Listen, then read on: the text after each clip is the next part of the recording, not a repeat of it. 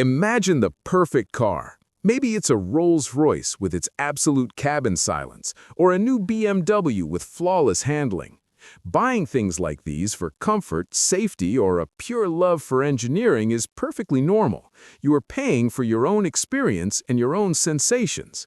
But there's another side. When you buy something not to use it, but to show it, so that people who don't even care about you might feel a second of envy.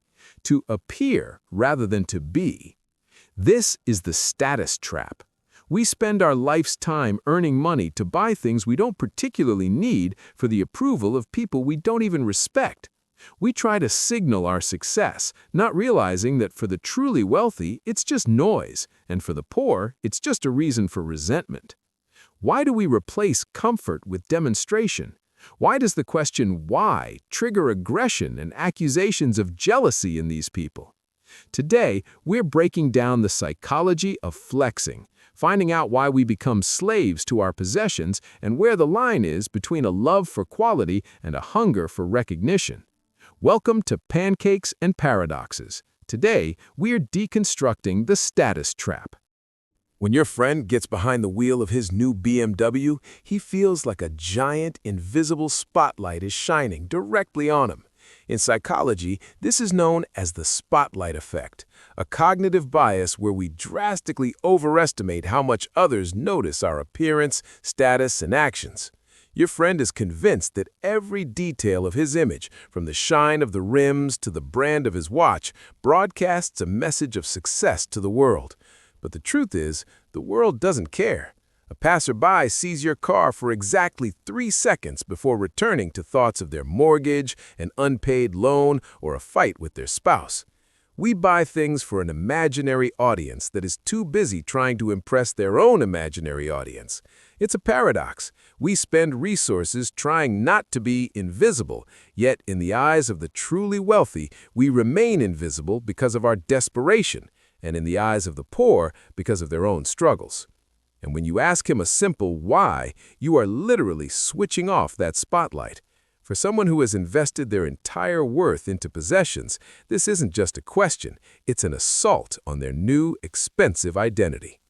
To understand why your friend bought that watch, you don't need to look at the price tag. You need to look at a biology textbook. This is called costly signaling theory. In nature, a peacock grows a massive, impractical tail not for flying. It actually hinders him. This tail is a signal to others. I'm so strong and healthy that I can survive even with this useless burden.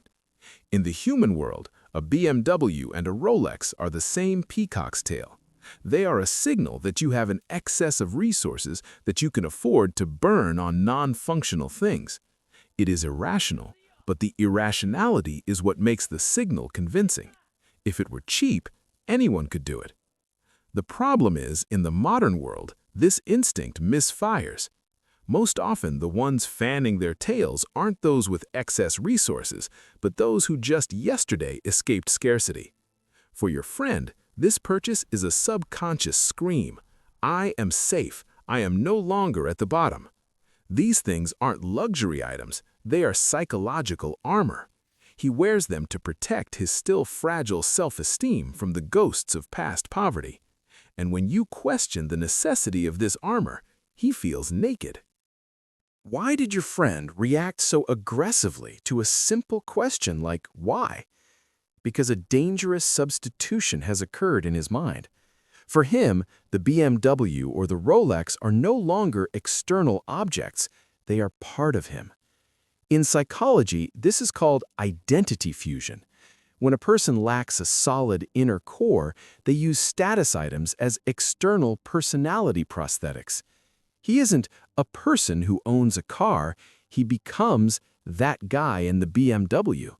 The difference is huge.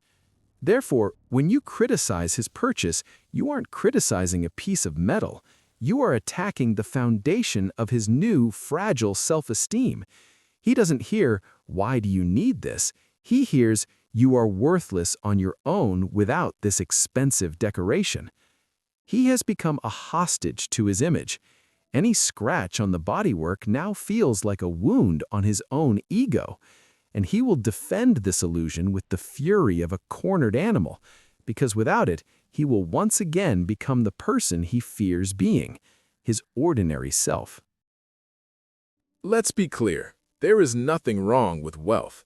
Buying a Rolls-Royce to enjoy silence in the middle of the world's loudest metropolis is an act of self-love and personal comfort. This is the true power of choice. The difference lies in who that choice is for. A free person buys things for themselves. They don't care if passers-by recognize the brand of their watch or the price of their shoes. Their status is their inner peace, not the number of likes under a photo of a new car. True luxury today is anonymity. It's the ability to own the best without turning yourself into a billboard. When you have nothing to prove, you step out of the endless arms race in which your friend is trapped. We aren't jealous of his purchases, we sympathize with his addiction, because while he thinks the BMW made him a king, in reality, it just made him a hostage to other people's opinions. Buy the best if you can afford it. Surround yourself with quality that brings you joy, but never let things speak for you, because the loudest signal of success is when you absolutely don't care if anyone else hears it.